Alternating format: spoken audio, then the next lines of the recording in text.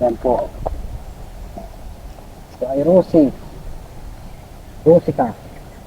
Ano to, sinadya ba? Kaya yan. Yan guys, mga kabalyero-kabalyera, mga tropa. Ito, may mga sinunog na motor dito. Mga nakaparada lang to, pero pagbalik nila, yung motor nila ay sunog na. Pero mga local daw to ng dito sa Bundok Banahaw. Grabe ginawa sa motor nila, no? Yan guys, 5 motor yan sinunog dito sa Santa Lucia.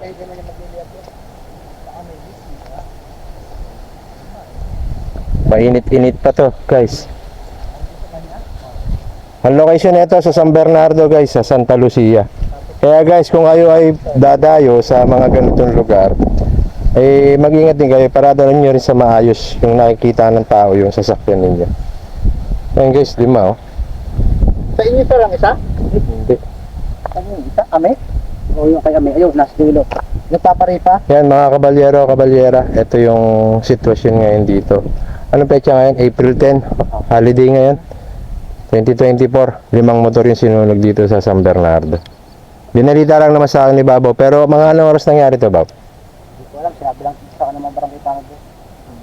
Mga kanina pa to, mga alas 12 tanghali siguro na, Bab. Karok-roka ng init. Ay, ito mo naman sunog pati itong ilog yun. Ayan guys, kakaano lang, sunog na sunog yung gulong niya. Dito makikita talaga yan. Talaga to. Tapos, makikita mo yung alloy, natunaw. Ito, yung rim nito ay alloy. Natunaw siya. Sobrang lakas yan. Oo. Buti na hindi sumabog. Wala pa namang nag-iimbestiga kung ano nangyari. Pero doon sa mga tropa, na alam nyo na kung bakit nangyari ito. Alam na dis kung bakit ginawa ito. Bakit po kaya? Ay, yun ang ginagawa dito sa mga ganitong bagay. Ito ay may konting away to. Hindi to basta gagawin ng basta ganito lang. Ito, nakasilubog. Salamat mga kabalyero-kabalyera. Yan. Eh, late na kami nakarating eh. Galing ako ng paliguan ng Ninya. Taga rito rin sila. No? Ayan guys, tinakpan na para hindi nakapasukin. Siguro mga alas 12 nangyari ito. Mga taga OLMBC yung una raw nakakita.